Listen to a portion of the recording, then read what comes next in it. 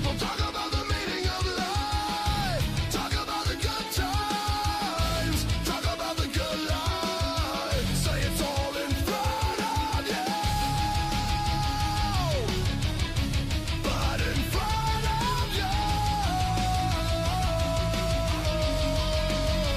there's also gonna be some rough days, gonna be some bad days, some days when the sky is gray, but you know what they say. Don't let them steal your sunshine. Don't let them take your sunlight. If you let them steal. Ladies and gentlemen, welcome back to the Media Mania podcast. I'm your host, as always, the Media Maverick Mike Weldon, and tonight I'm joined by two very special guests, the hosts of Indy Talk, Jesse and Jeryn. Gentlemen, Hello. Oh, there we go. All right. Hey, how's it going? it's going good. Thank y'all for coming on the show tonight and giving me some of y'all's time on this wonderful Saturday night. You're welcome. Yeah, Happy absolutely. to be here. So I gotta say, I've been checking out some of y'all's episodes, and y'all have had some awesome guests, and y'all been killing it with y'all's show, and it's an awesome show. Appreciate that. Yeah, thank you. We tried to Yeah. get as many guys on as we can, and former WWE guys, lots of Minnesota indie guys, and in general, just Midwest guys. So, yeah. Yep. Okay. So my first question that I have for both y'all, I know y'all probably have different answers, or maybe y'all have the same answer. How did Indie Talk with Jesse and Jeryn come to be? Actually, how it came to be was I had a friend who was I want to say he was living in the Kentucky area at the time, and he did a podcast with one of his friends, and it immediately took off. So I kind of kicked it around for a few months, thinking, well, could be fun to do. But then you get to thinking about, okay, if you're gonna do something like this, then you need someone who's passionate about wrestling and other stuff with the wrestling business. So I kind of started looking for co-hosts at the time, and then Jeryn, one of his feeds kind of popped right in onto my Facebook. So I looked at him and looked at his action figures that he was doing. I just thought to myself, if I reach out to this guy, what's gonna happen? And the rest, as you can say, is history. And so here we are. Now, Jeryn, if you got a story to tell about how we put this thing together, go for it. Yeah. So, originally, I got into, I guess, so specifically like the indie wrestling stuff around 2017, and then, started doing custom action figures of the Midwest guys. So, got very interested into doing that. So, made a bunch of customs, made a bunch of guys. And actually, I think Jesse, when we did the other show, Jesse was like, "Oh, is this just another toy guy or something like that?" And honestly, if I was looking at my profile, I probably would have just thought I was another toy guy, and probably that's what I would have thought originally. But yeah, I did custom action figures for a while, and then he messaged me asking about doing a podcast, and obviously we've all heard of podcasts, and I think at the time, Chris Van Vliet was doing his wrestling podcasts. Obviously, he's gotten better since then and gotten more followers in the last 5 years. So I've heard of wrestling podcasts. Talk is Jericho, the Stone Cold podcast. We I think at the time I did hear of Michael's Corner, who does a podcast / interviews of the Midwest guys around here. So figured it'd be fun. I was already getting to know some of these guys at the shows, and then some of these wrestlers were becoming fans of my work since I was doing custom action figures of them. And there's nobody else doing it at the time, so they're just like, "Oh, this guy is cool." So I was hoping, that'd be a good. Knowing the fact that people knew about me, I figured, it'd be nice to get my name out there more and talk to some of these guys. So I agreed to start the show, and had a couple shows, we agreed to do a show. We had an intro show. Couldn't get any guests right away, and we're just like, oh, what's going on here? And probably took us a few months to actually get some guests and get the ball rolling. So, yeah. I'm gonna make a joke here. I'm gonna make a wrestling joke. If you're a wrestling fan, you'll get it. You said you started the show. At least you started the show and didn't stop the show like the Heartbreak Kid being the showstopper. Oh yeah. Yes. Absolutely. Yeah. So, what made y'all both decide to focus specifically on independent wrestling?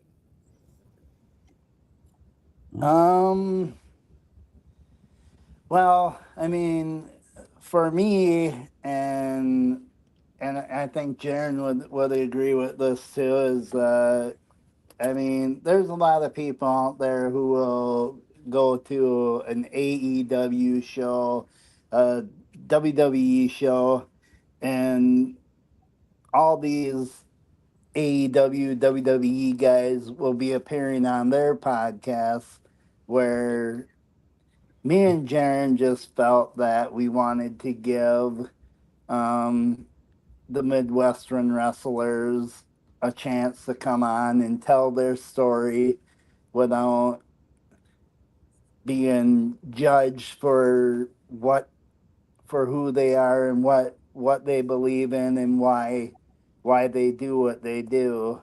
And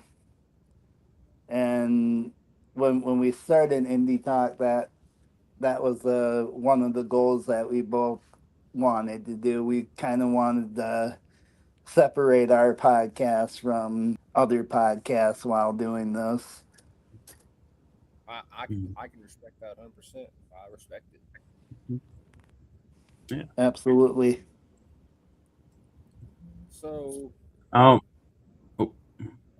go ahead. Go ahead. Then I guess my side of it, currently, and even 5 years ago, there's so many guys that they interview WWE guys, and then there's so many guys that not saying it's a bad thing. It's a good thing that people are talking about it, because then maybe you can get featured on the social media feeds of WWE when they showcase these streamer people. But I'm like, there's so many guys doing WWE content or doing pay-per-view predictions and just talking about nonstop WWE. I'm like, there's so many guys out there. You got Chris Van Vliet on the top interviewing the WWE guys, and all these other guys just talking about WWE. So I figured just to keep it simple, but also get different stories of these Midwest guys. Obviously, 5 years ago, actually 5 years ago, I think I was probably,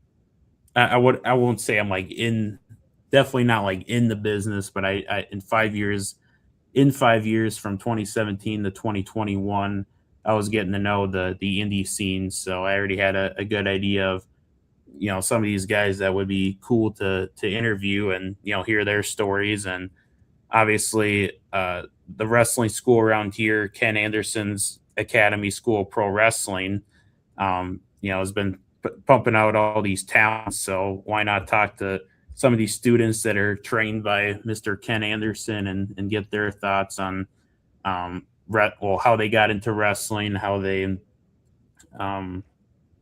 started watching wrestling, what Ken Anderson's like as a coach. So I think mainly just putting spotlight on a scene that didn't have too many people talking about it, I guess, other than Michael's Corner. But it's good to have many people out there talking about the scene, and also we've had the fortunate opportunities to have people on the show for the first time, and then have promoters watch your show, and then the next thing we know, those guys are on that promotion show, and we're like, oh, I guess we helped the guy get booked for a show that they probably haven't heard of, or that haven't been on before. So I love it. yeah. Actually, I'm gonna tell a quick story about one of them guys that got a gig. He appeared on our show, and the promoter was watching the show, and they got to talking. And by the end of that episode that we did with him, um, he ended up walking away that day with 5 gigs for Mhm. wrestling, and so that's been kind of a moment for me and Jeryn. I can't remember what episode it was, but the guest that we had was Nick Pride, and he was, I think, an early graduate of Kennedy School, and all these promotions were coming after him just for that one appearance on our podcast. Like I said, I love like that's awesome. Like I love it. But Jared, I'm gonna switch this to you for a second because you brought it up, and I would be remiss if I didn't at least crack the joke or mention it. You said it's Oh, Ken Anderson School, right? yeah. Anderson. Anderson. Yeah. Mm, yeah, the I'm infamous sorry. Anderson. Growing up, growing up, growing up. I was used to seeing him have the mic lowered to him, just like the old days. I'm like, oh, yep. I would hate myself if I didn't at least bring it up. I would feel remiss. Mhm. Yeah, yeah. So, so how do y'all handle slow growth or weeks where numbers don't really move with the show? Like, say y'all do like an episode and the numbers aren't how they usually are. Like, how do y'all handle it? Um, we it for me. I mean, for me, I can say if the numbers are low, then we probably didn't promote it enough, like you should be promoting. And there's just times too when there's people that are just not interested in watching that. But how we cope with it is we go back, and after that show is over in a couple of days, we'll go back and look at the numbers and be like, well, it was down, say, for example, I'm just saying, shoot, 50%. So what can we do to better that the next time? Okay. Mhm. Yeah, 'cause Yeah. I'm sure, like, I'm not the only one. I'm sure y'all have had, like, I've had episodes, they'll be hit or miss. Like, I might get 1,000 views, and then the next one I might get 50. I'm like, where'd all my views go? Mm-hmm. Mhm. Yeah. So, all right, uh, so I'm gonna ask both y'all. I want both y'all's opinion on this. I want both y'all to give an answer on this one. Sure. What is the hardest part of running a wrestling podcast that people don't see? Mm.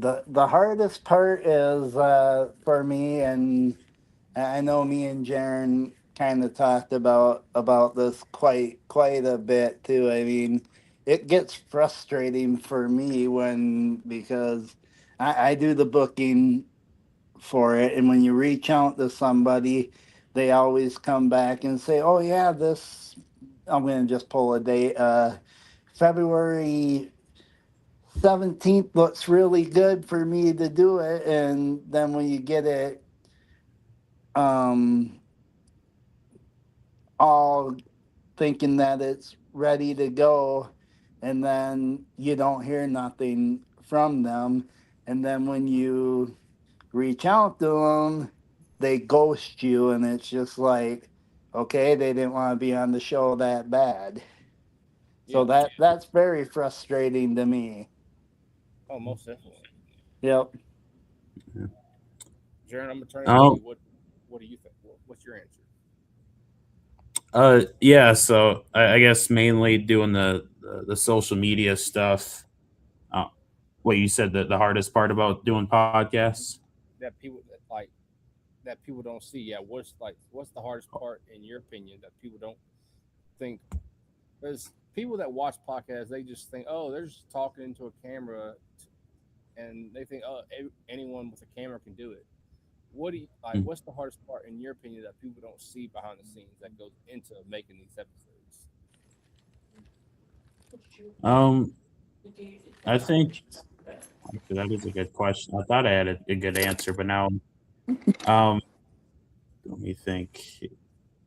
It would probably actually, yeah, going back to promoting and not getting enough viewership or not promoting, making sure we try to do uh individual posters for some of these guys, just so they can, um, well, just so the guests can have something to share, and so we can have something to share. And Yeah, if you don't have a graphic, then it just looks like the same show all the time. It's like, oh, the indie talk guys are on online again. What are they talking about? But I try to do some kind of posters. Not saying I don't put effort into it, but it's just putting something together on Pic Collage, which I've used all the way since I was in middle school. So I figured it'd be at least something easy, to post or promote anywhere. And I have it on my actually currently have it on my other phone. I just kind of keep all my stuff, the wrestling stuff, on one phone, make a little graphic, put it out. So keeping the graphics all in order and making sure when to post it. And sometimes I really have to. There were times where we were doing 2 shows a week, and I was trying to figure out which show I should post first, or when to post certain shows, or even how to promote like a big time guy coming onto the show. So yeah, I would just say in general promoting. okay. Yep. Booking and So promoting. all right, I'm glad you brought up Pic Collage, Jeryn, because I have not got a chance to ask another podcaster this question yet. With AI being what it is these days, do you think AI will be the next big thing that you see all these podcasters using to make their graphics and make their thumbnails and all? I mean, I've already been seeing it everywhere. I know there's a couple other podcasts. They got this little, well, they got this graphic, then it's just like this little dude with a big face, and they're like, "Whoa, this guy's gonna be on the show." So Yeah, yeah, I think it's already been taken over. And I mean, I think when podcasters want to start a podcast, they probably are just wanting to, either they're just wanting to talk in front of a camera, or just they're more video tech savvy and don't care too much about the graphic or the promoting side. They're just like, so I think now that AI is a thing, they probably see it as, oh, I can just, um, either if they weren't putting out graphics now, if they weren't putting out graphics, now they can do it. And if they were, now they can just do it with more ease. So, yeah. And I'll say this: I've used AI a time or two to make some stuff, but if I'm making a graphic for the podcast, like to hype up an episode like y'all do, like, I try to put as much effort myself into it without having to use AI to increase it. Mhm. yeah, Yeah. So, I've been. well, y'all, Oh, oh, sorry, go ahead. or just wanted to add a point. I think we might try to do AI every once in a while. Like I honestly, um, it's so hard doing like the little podcast clips, and I think sometimes people only watch that, or they only want to repost that specific. The guests only want to repost that specific spot during their interviews. So I'm hoping, I'm still trying to figure it out, but I want to be able to use AI so it can just like pump out different clips, because I don't think it's necessarily cheating, because we did the work. We're on the camera. We're asking the questions. It's just being being able to edit all that and get it out there, and um, do stuff like how Chris Van Vliet and Logan Paul put out their clips. Just at a faster rate. So Oh man, I'm like, how I see that like they'll do an episode and within 5 minutes they have like 30 clips out on social. I'm like, yeah, Hmm. who's doing like, this for you? Who's doing yeah. this? Mhm. So, I think Chris Van Vliet, he has a guy. He's mentioned his name on the show before, but I think he says his name is Troy. So Troy, Troy of Chris Van Vliet, you do, but we got to figure out how you do that so we can kind of copy Right. you. I guess can we hire you? Like, can we hire you? you hire Troy. Yeah, can we hire Troy? Yeah. So, with us being in the Where's social media age, with there being like so many different platforms like Facebook, Instagram, Twitter X, whatever you want to call it, TikTok, Threads, do y'all think how important is media coverage for indie wrestlers that are trying to make their name? I feel it's important that because a lot of these indie guys now are using Facebook to reach out to promotions to be like, hey, if you have a booking for this state, I'm available. Shoot me a message. I've seen it 1,000 times on Facebook, Instagram. I don't know if they ever use X as much to do that, but I know it's out there for them to use, and I've hoped they had success with it.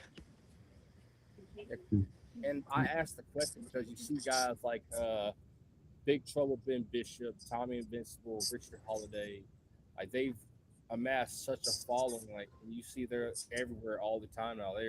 They're here, they're there, they're everywhere. Like they're like in, have like 10 bookings in 1 week. I'm like, okay, maybe social like they're using social media to their advantage. Mhm. You Yeah. agree or do If you? they're smart, they know how to use social media. So if they're like out there doing a TikTok or making some kind of funny spoof video and it's working for them, then that's good for them. Mhm.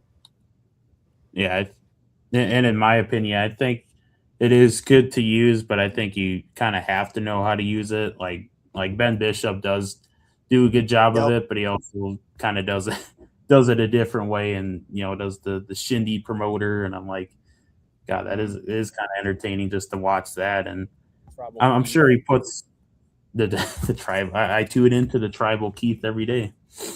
Does like the close up, ladies and gentlemen. Oh, the tribal the tribal Yeah, Keith. yeah. When he started doing, I'm Bad like, coach. oh God, is this he's gonna catch so much hell for doing this.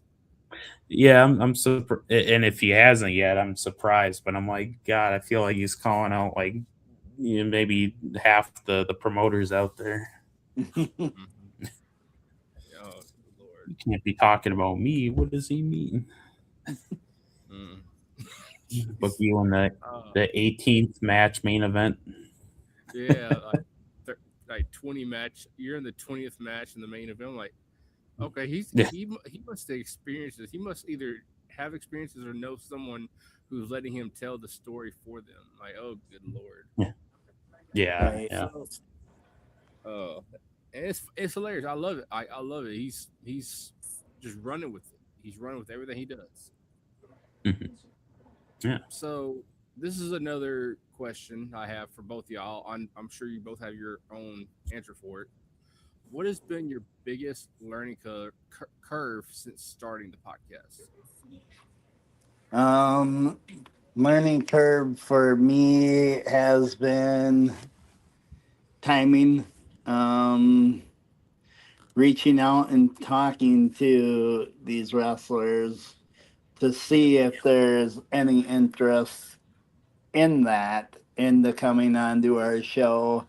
And also, another thing that's been kind of a learning experience is now that I got some booking under my belt, I think I think it's a lot more easier to talk with these talents now instead of going, "Hey, do you want to come on a podcast show?" And then they either will tell you, "Well, maybe," or they'll be like, "Not interested." You kind of got to sell them on the idea as a booker too, because if you don't give them a reason why you should appear on their show, then you don't have nothing. Yeah. Jeryn, what about you? I think the biggest learning curve is, probably just navigating social media.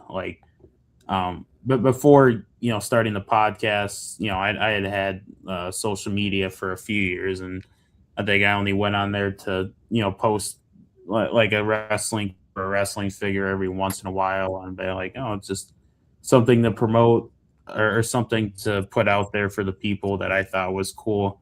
But Yeah. as a podcast, you're promoting, like a business and wanting people to show up to your shows or tell people, tell people that you have a specific guest on, or even doing a show in the first place, because sometimes they'll get messages. They're like, "Hey, are you still doing that indie talk thing?" I was like, "What do you mean? You haven't checked it?" Well, I know wrestling thing, but it's just like you haven't seen one of our videos in like a year or something like that. Or they'll Happens be like, all the time. yeah. Or they'll be like, how come you haven't been posting any new interviews? And I was like, what do you mean? What are you not seeing that I'm not seeing? What are you not seeing? Yeah, like are you living under a rock? Are you Patrick Starr? Yeah. Right. Uh, I mean, my favorite thing is always getting messages from people that we've had on the show before, because we thought it would be kind of interesting to bring fans on. And Jeryn, you might remember this guy who kept messaging us, telling us what time we were gonna start, what day we were gonna bring them on the show, and it's like, hold on here, we need to just focus on the wrestlers here and not the fans, because it's, I mean, a podcast really isn't about the fans. It's more or less of the people that we bring on to talk about their wrestling career. So we scale back from bringing fans on too, because there just really wasn't no interest in that. I'm sorry. I'm just you talking about the fan trying to control your show. I'm like, I would not. I could not. If I was just having some rando like fan of wrestling on my show and they try to tell me what time I'm doing my episode, you, I, you must be out of your rabbit ass mind. Yeah. Oh, I mean, after I told Jeryn, I'm like, this guy's really pushing my buttons, and Jeryn's like, well, we gotta let him on. And the guy really had nothing to say. If you remember that episode, Jared, I mean, he was just talking about this promotion, the other promotion. Oh, did you watch this match? Oh, and then just kind of flipped the script on us. And I think we were kind of shaking our heads at the end of that episode, thinking, what the hell did we get into and why? Yeah. Oh man, Where are we I'm, going here? yeah, I'm sorry. I'm sorry, but if I had to deal with that, I would. Y'all can laugh at me for I'm about to say. I would rather shit in my hands and clap than let some rando tell me how to run my show. Must be out of your mind. Mhm. You ain't got no home raisins. Right, Yeah. right. It's Are not, you I telling me mean, I pull a it's whole not that Roman we Reigns? don't. I would pour a whole Roman Reigns like he did on. You come out here and interrupt my promo. It's Yeah. like stepping into the ring with Brock Lesnar. You ain't got a chance. Mhm. Sorry, I did not Right. mean to go full. I went full. Just, oh, I'm sorry. I, I, I had to use that. I had to. Yeah. Seemed appropriate. Mhm. Okay, okay. So pretty much now we Y'all got kind of y'all got me. stay away That's from what got the that's fan what got aspect me of it. just. Yeah. Okay. So, who are some indie talents more people should be paying attention to right now, whether they be female wrestlers, male wrestlers? Who are y'all think is getting slept on right now?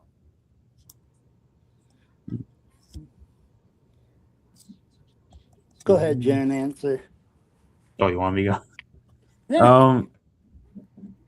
Well, guys that are slept on. Yeah, I don't know if I can within the Midwest. I'm trying to. It is hard to think of guys that are slept on, but that maybe they are slept on in other regions. But that's just also because they're not in the same region. But Yeah. I would say guys like like Nick Pride or Rampage Santana. They're great names out there at the moment. The system, just because he's been compared to being like the next Nature Boy with his character and doing the flare drop and the long hair and everything. He's kind of like a Dolph Ziggler and a Ric Flair together kind of deal. So Okay. yeah, yeah, those are my choices. I think for me it would be take a look at like um, JDX. He's a good talent. He's been everywhere, um, and I really think people are missing the boat on him because just for a simple fact of how good of a wrestler he is. Um, another man that I think people kind of forget about too is Downtown Petey Brown. He should have been signed a long time ago, along with the system as well. Those two shouldn't be competing in indies. They should be either in AEW or NXT. Okay. I know there's a couple here in my just around like Kentucky, Tennessee, Ohio area. I'm sure the first one. I'm sure y'all have heard her name or at least seen her in y'all's feeds at some point. Paige Collette, aka the Black Dahlia. Oh yeah, yeah, I've heard that name before. Yeah, A lot of people Black look at Dahlia. her and just think. A lot of people look at her and just think she's eye candy. She's easy on the eyes, but she has this whole disease. I don't know. It's called CRPS, and Okay. the slightest touch can cause her pain, and like, but yeah, she still takes.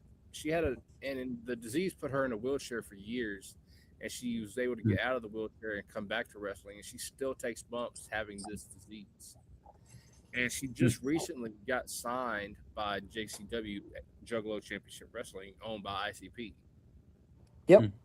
Oh yeah, yeah. So I think that's one person that needs to be looked at for more than what she is. Hmm.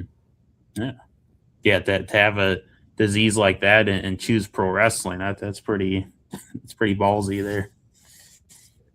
Mhm. Balls, you say, like the ballsy badass Shotzi. Okay, well, yeah, yeah. There you. Oh yeah, yeah. Shots. Yeah. Well, So I don't know about. It's pretty. Yeah. Yeah. I just I didn't mean it like I just you said ballsy, so I just Shotzi just comes to mind when I hear that now because that's what she calls herself, the ballsy badass. Oh, she Mhm. does. Oh, okay. Yeah, I was. It took me a few seconds to understand what the phrasing was, but yeah, I didn't know she had a new nickname now. Yeah. I thought you So were calling me out. I'm like, I shouldn't refer to balls and no, I'm not. Watch what you're no, saying, Pretty. you're Jerry. good.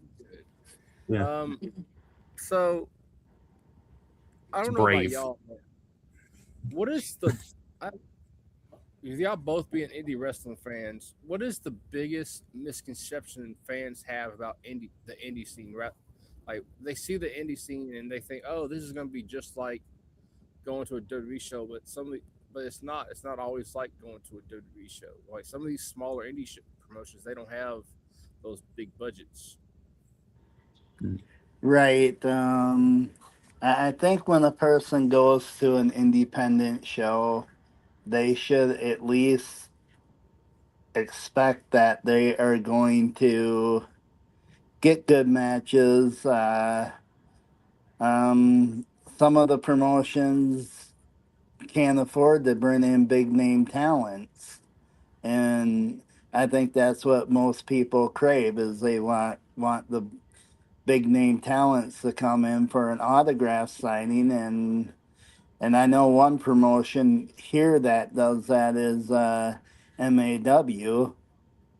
They bring in big name people, and it works for them. But I mean, for the Not other what? not every promotion has that money to do that all the time.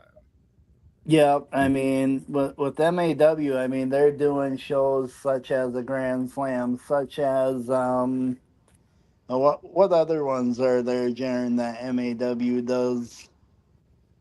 I know they do the Wilmer Mania. Um, they at the time they were doing the collab show with Steel the Main Wrestling, and they'd bring in a star there. So yeah, they And have a now they couple of got shows. Mhm. yeah. It's just, I mean, the people I mean, I get it because the people who go to WWE shows, TNA shows,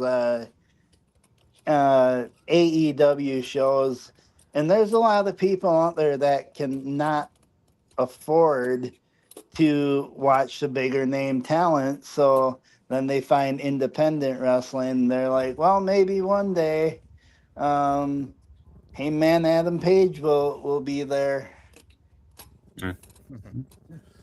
That's you bring up. Hey man, I'm glad you bring up just AEW people in general. That's one of the things I love about AEW is that Tony Khan lets the talent he has go work some indie shows. Like he was letting John Moxley at one time go work GCW shows. That's what I love Yep, about AEW. yep. Mhm. Yeah. I think Tony Khan actually has a good business sense to be like why can't we all work together? Mhm. There's Yeah. there's something he has a good business thing for, but there's some things I think he could use some help with. Right. Yeah. Yeah. There's a lot of things like I mean, not saying you should judge wrestling just based on attendance, but No, oh no, if half oh your no, sure, yeah, no. but Like yeah, if like half your arena is missing, then that's an issue. But it's not the only issue like people somehow think it is. I don't look at the rate. I don't look at the ratings. I don't look at the amount of people in the seats. Like I Mhm. just want to watch wrestling for wrestling. Yep. Like I watch. Mhm. I'll say this right here on there. I watch WWE. I watch AEW. I watch TNA. I watch New Japan. I watch MLW. I watch NWA. I watch almost all of the major promotions, and I try to find some like there's Pro Wrestling Noah in Japan. That's the lesser known. It's still a decent. It's about. It's not as big as New Japan, but it's up there with them. Mhm. Yeah. Yeah. It's Mhm. harder to find, but when I do find stuff, I try to watch it.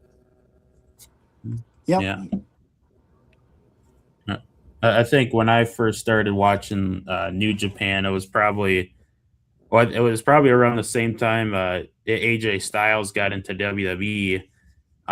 They were saying like, "Oh, this big indie guy from like Japan's coming to or from Japan and TNA finally coming to WWE," and I was like, "What is Japan? What is New Japan? What's all this?" And then probably started watching it, and like, yeah, probably like the 2017 time, and I'm like, "Oh, I wouldn't say I watch it like all the time, or even log on to the YouTube page and watch their stuff, but." The Bullet Club's probably the biggest thing to come out of Japan. It's like, God, these guys are cool. So, yeah. Oh yeah, and they Mhm. were like Kenny Omega, the Cleaner, Hangman Adam Page. Those are some of the best times for New Japan. Yeah, yeah. So, And mhm. oh, sorry, go ahead. I don't mean to keep. I didn't mean to interrupt you. what was I going to say? And now in 2026, I guess it was a few months ago where the last remaining members of the Bullet Club finally they went off and started their own little faction. So the Bullet Club's like completely dead now. There's no one in the Bullet Club, which I never thought there'd be a day that the Bullet Club would just be extinct, which is it was a sad day. I was like, man, there's no more Bullet Club anymore. I don't know because if you ask me, the Elite, like Kenny Omega and the Bucks, they call themselves the Elite. That's kind of a branch of the Bullet Club, kind of. At least in my opinion, Yeah. it is. They were there's the Bullet Club Elite. There's Bullet Club Gold. There was because before they changed it to the Bang Bang Gang, that's what Jay White and the Guns were, and Bruce Robinson. They were called Bullet Club Gold. Yeah. Mm-hmm. So I don't. and you still have the Good Brothers. They still call themselves the Good Brothers, and they still throw up the Too Sweet. Yeah, that's true. Yeah, there's different branches, but I guess officially, I don't know if they'll ever use the name anymore. But I'll still consider them like club members or elite or good brewers or AJ Styles. So yeah, Yeah. no, absolutely, yeah. So, what makes indie wrestling special to both of y'all compared to like the major promotions out there?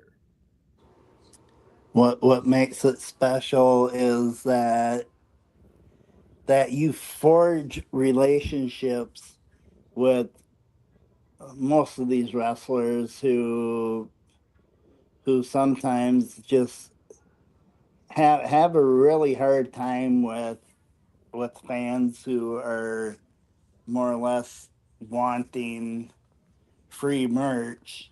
I mean, if a wrestler if a fan walks up to a wrestler and says, "Oh, if you give me something for free, then I'll give you the time," but if the wrestler says, "No, I'm not going to do that," then you don't forge that relationship. But my thing is, and Jeryn, I think you'll agree with this too, is we always try to tell fans at indie shows, go up to their merch table, shake their hands, thank them, offer them a tip, because those tips to those guys at the end of the night probably mean the world to them, because that's a money in their gas tank. They could buy themselves food somewhere on the road. It's just getting back to appreciating what they do for us, and that's entertain. Yep. Like I try to, whenever I go to an indie show, I at least try to go up to like the shows here. I usually only buy from the people. Like, I don't know how to say this without made it sound bad, but there's like indie wrestlers I follow on social media that I talk to, or that I know personally. I go up to their merch table before I go up to the different wrestlers' merch table that I don't really know that well. Mm-hmm. Yeah. And it's not because just some people's merch tables look better than others. They look more appealing, Right. Mm-hmm. They might have better looking shirts or something like that. It makes me want to go up to their table before I go up to someone else's table. Right. Right. Yeah. And some of these merch items, I mean, you go to some of these tables, and not saying that you shouldn't buy from them, but I'm like, man, your shirt only has like 3 letters on it. I don't want to spend like $25 on just that. So I kind of look for the shirts that have like a full, at least half graphic on the shirt, and look at stuff like that. Or there was one time I actually bought a blanket from a wrestler. He had like his face on a blanket. I'm like, oh, that'd be cool to buy. So I got a blanket from a dude one time. So yeah. Like I want their stuff. I want their merch to look like, okay, I want to give them my money for this. This looks cool. I want to give you my money for this. Yeah. Mm-hmm. Yeah. One, Yeah. like that one meme from "Shut Up and Take My Money." Oh yeah, yeah, yeah. Just like Yep. smack the table. Here you go. Here, yeah, Yeah, take my money. take your money. I think on the topic of merchandise, though, I mean, I can understand how it would be a big seller, but I don't think I could find myself to like go up to a female wrestling's talent and buy like a kiss card or something like that. I'm like, I don't think I, I don't think I could do it. It feel too weird. Which I Yeah, know some people do that, and I know they probably buy some of that stuff, and it's good for them. But there's merchandise that it's one of a kind merchandise, but there's also I'd probably go for a blanket over that. yeah. Hmm.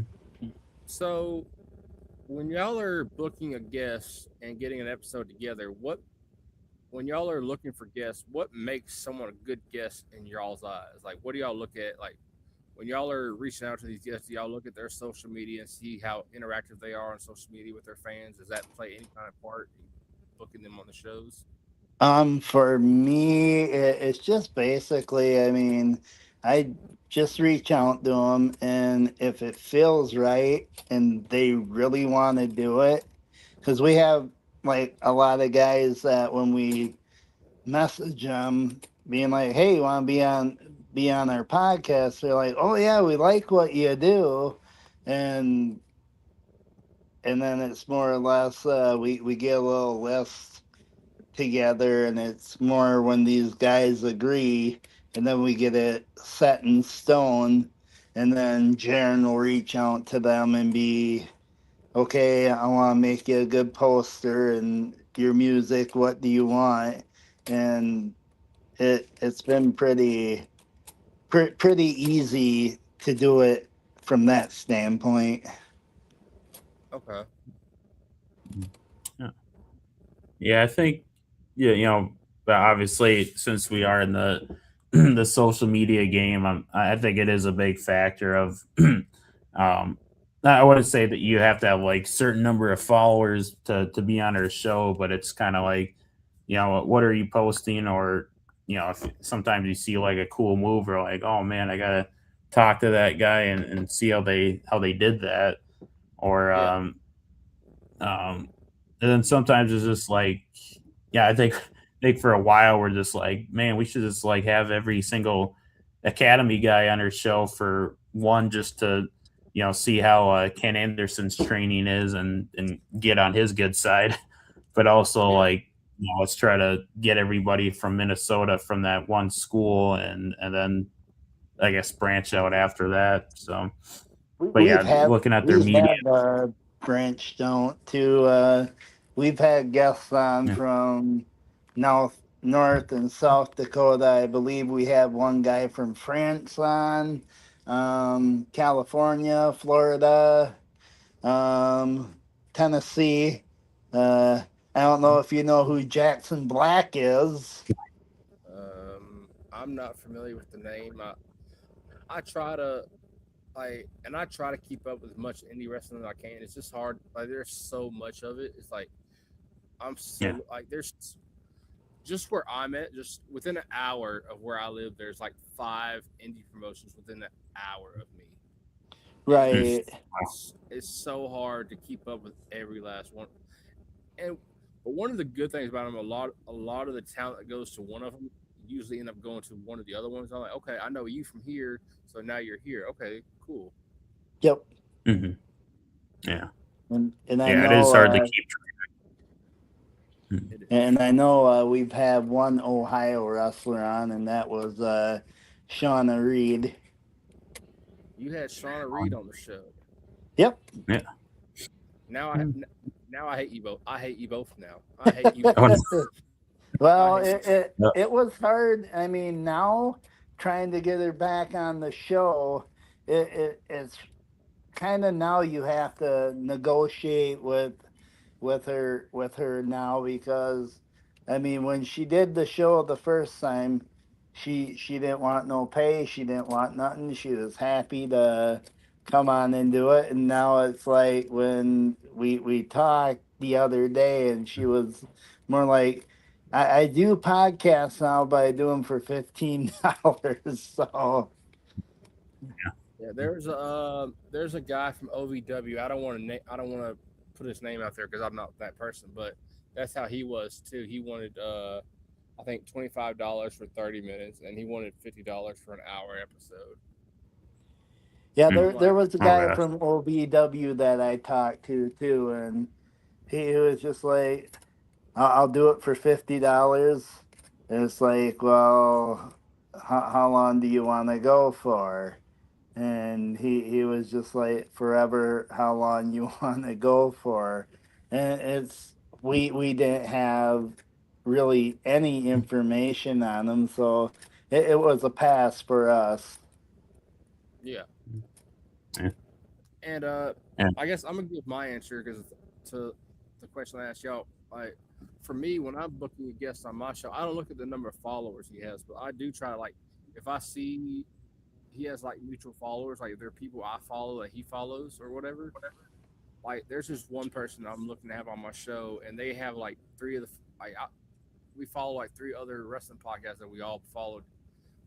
They're on his following list, and he's been on one of their shows. So I reached out. I reached out to them to see how he was on their show, see if they had any like because I don't want to have someone on that's going to be like an issue to work with. You know, that's one thing Hmm. I do look at. Like if you've been on a buddy of mine show, I'm going to reach out to them. Hey, is such and such XYZ? Is he cool to have on? And did he give you any issues? Would you have him on again? Such and such.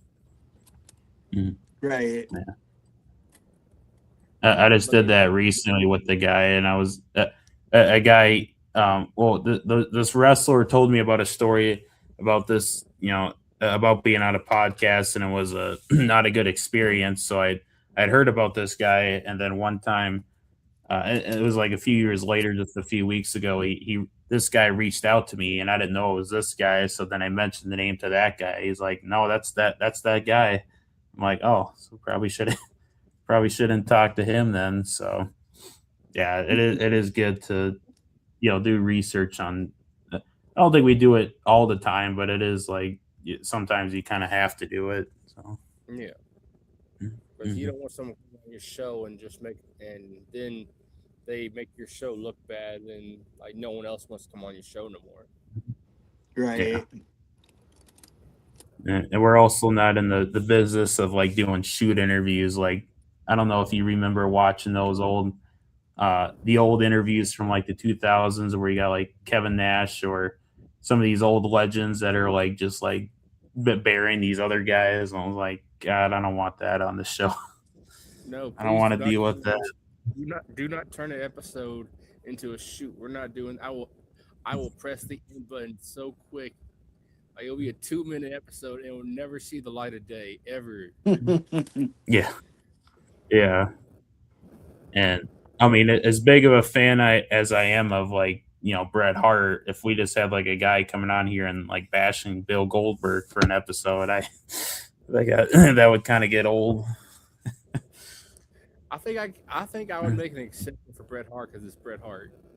But it's Yeah, like the excellence of execution. But like, if it's like Kevin Nash or something, and he comes on here trying to make a shoot of, it, I'm like, no, no. oh, yeah, Like, you might be Big Daddy cool, but this episode ain't seeing the light of day. yeah. No, it will not. This guy's the So drizzling shits and all this and like yeah, no, no, we're not doing this. We're not doing this, Big Kev. Sorry. yeah. Uh, so why should someone who's never listened to Indie Talk hit the play button tonight on one of y'all's episodes? Because they may. I mean, we're not gonna be everybody's favorite cup of tea, but Yep. at least watch an episode, and if you don't like that episode, then you don't you don't have to ever watch another episode again. We just ask people to watch, even if it's just once, and if they like the show, great. then we'll see you next week. If you don't like the show, then if there's something that we can do better, suggest it to us, and then we will try to work a little more harder so that we get our fan base up there and give people what they want as well. Okay. Yeah. I, I think on my perspective, I think not saying you should watch it just because there's like one or like between two and three guys doing this specific scene, but the kind of part of the reason, like, we are one of the guys interviewing all these guys from, if you ever wanted to know about Minnesota, you could learn about Minnesota through us, but also that we do have just the content that is on there. We have a lot of stories, about the indies, about how these indie guys got started. But some of these indie guys have had some cool memories with, like, your favorite WWE guys. There was a guy, we had a guy named Apex on, and apparently Jesse Ventura was his assistant football coach in high school. So I was like, oh, that's a good story. So Oh, Jesse Ventura. Yep. yeah. And he knew the Henning family. He got to shake hands with Kurt Henning before, and knew Joe Henning, aka Curtis Axel. So I think I have not story heard that. wise, like, we got some good I've not. stories. I did. I don't mean to interrupt your story, but I have not heard that. I've not heard his name since he got released by WWE. I've not heard Curtis Axel's name in forever. I Oh didn't mean to yeah. interrupt you. I just haven't heard his name anywhere. hmm Yeah, he's actually the only thing we have as an update on him. I know he actually came to Minnesota to wrestle a match in Bloomington, Minnesota. And I hadn't heard about him in forever, and because I don't think he even posts on social media. And then Mm-mm. that MAW promotion said, "Hey, Curtis Axel's coming to wrestle a match here." And I was like, "God, he's still wrestling or wanting to wrestle." So yeah. So I want both y'all's opinion or answer on this. Say someone was wanting to start a wrestling podcast tomorrow. What advice would y'all give that person? I would tell them first and foremost, before you even entertain the idea of doing a podcast, um, do your homework. Get your facts straight when looking up wrestlers, and it's okay to email these people, but if you don't hear after the first try, don't keep on, because what will happen is these guys are going to get frustrated and they're going to be like, no, I'm not doing your show. I mean, one clear example is we had, last year in January, we had a young girl help interview one of the referees for a night, and both me and Jeremy were just taken aback about how well she handled the show, how good she did it, and we both after the show told her dad that if this is something that she wants to do, she's gonna make it. She's gonna be really good at it.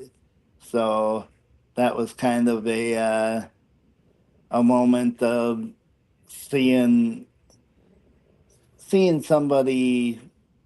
I can't even remember how old she was, Jen. What was she? Maybe 14, 15. That she did that Yeah. interview with Jane and Pride.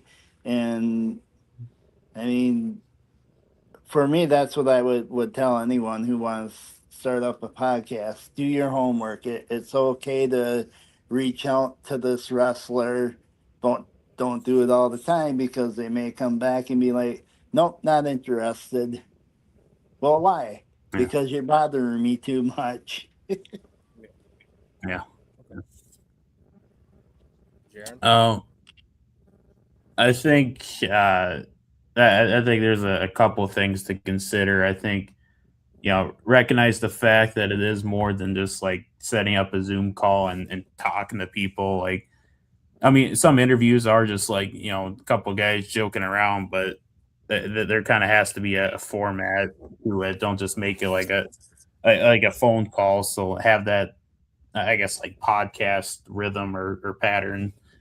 Um, Another reason or another thing to consider is, you know, I mean, we were having fun with it, but for a while we're doing like more than one show a week every week, and it's fun because we could get these guys, and that's when they were available. But you do kind of burn out after doing too many shows in a week or even a month. So kind of book effectively and make each interview count. Don't just throw stuff out there because if you could throw an interview out there with like Ken Anderson and it might not do good just because you're doing too many interviews at a time.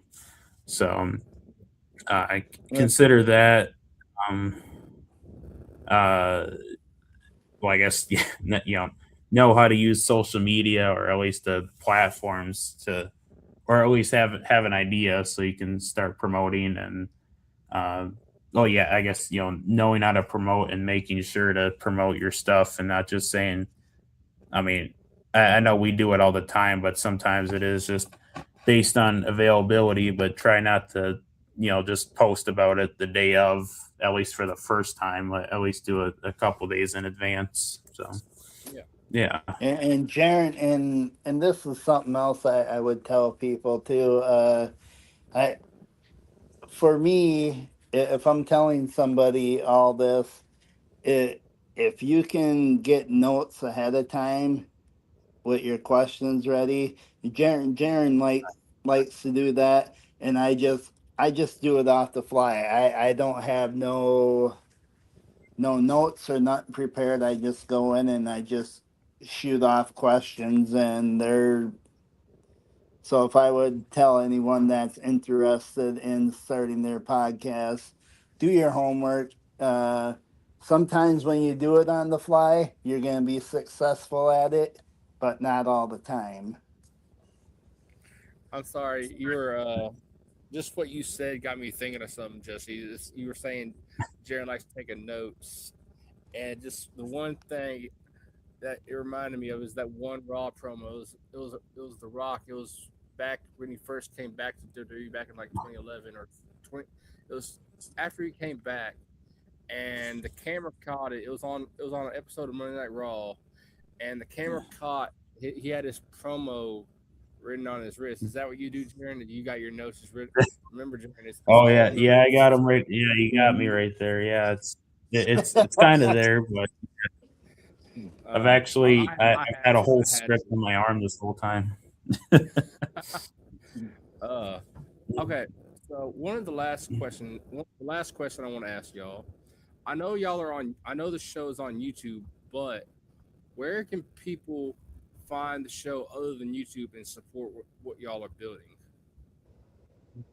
Jaron, go ahead and take this one. I'll let you do it. You're the medium guy. Yeah. Um.